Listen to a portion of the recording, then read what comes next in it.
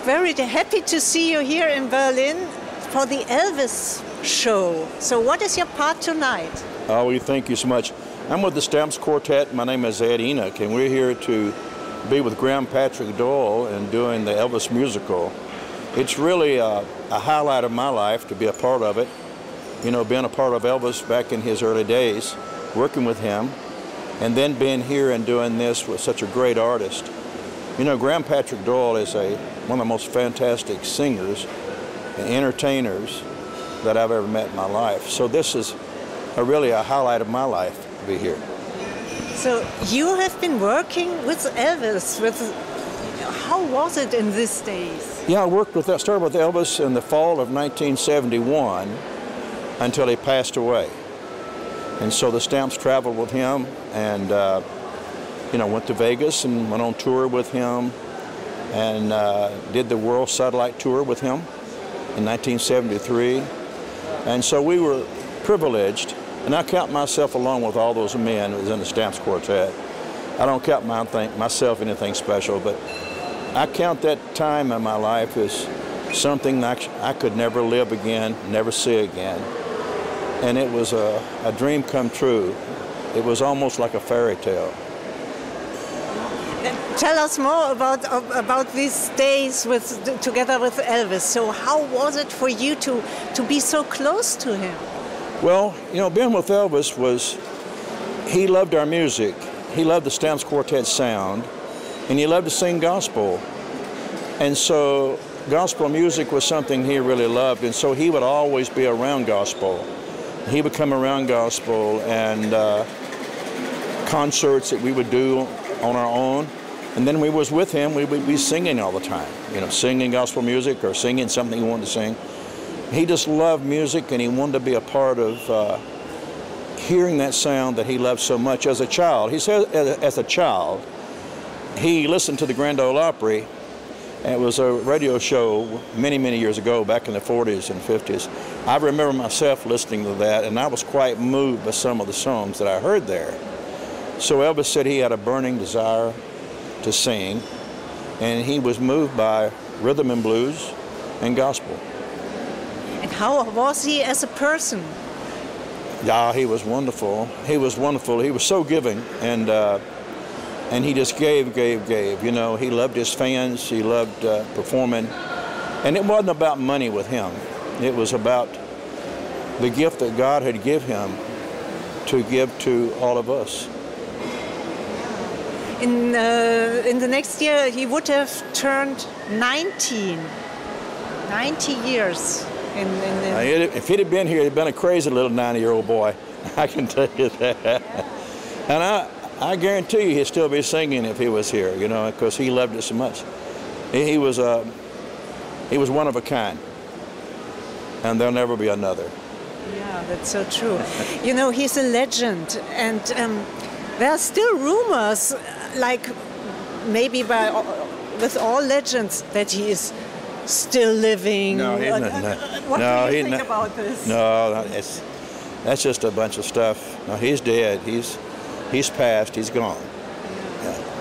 Yeah, I was there, and I patted those hands that I've seen so many times, and he's gone.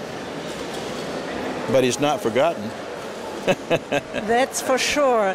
And what do you think? Why do the people still love his music and his voice? What was so special about him? You know, I don't know that. I don't know that. I think his music was different to everyone. I think every person who might have heard his music, whether in concert or on record or in the movies, maybe they heard something so different. I think he had something for everyone. I think it's whatever you took out of it that you received from him, because he gave out all he had. And like it's often with artists, they give so much, and they themselves suffer. Like Elvis, maybe too. There was this rumors about drugs and alcohol, and yeah, what do you think? Probably, look, you have a gift, I say, from God. And he gives you this talent, and then he gives you the drive to use that talent. And so, when do you stop using it? You know, people ask me, I'm 82 years old, and they ask me, why are you singing?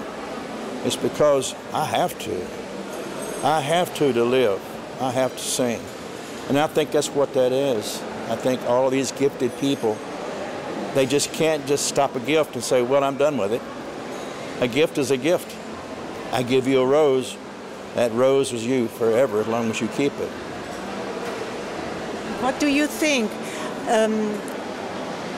Why did he die? I mean... It was just his time.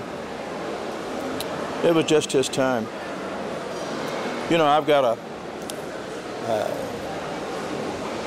friend of mine had a daughter that was 30 years old, prime of her life. And she was living life to the fullest and enjoying it. All her friends, everybody loved her, I adored her. And just somebody shot her in the back with a shotgun and killed her. So why? So that question, why, will be going on through eternity. You know, it's just the way her number came up. It was tragic by an evil, evil man. But it was tragic, but it was just her time. It could have been, he could have missed her. See? And that's how I think life is. When it comes my time, it'll just be my time and I will go. I won't fight it. But until then, I've got to do what I was called to do.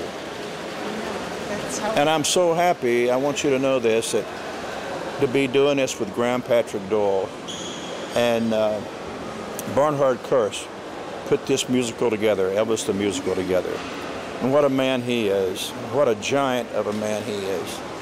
And he should receive all the credit in the world. And Grahame should receive all the credit in the world for all the hard work he's done to get this show where it is. And we just came riding along in our little red wagon. But we're enjoying every day with him. Okay, ma'am? Thank you so much. And thank you. Thank you, sir.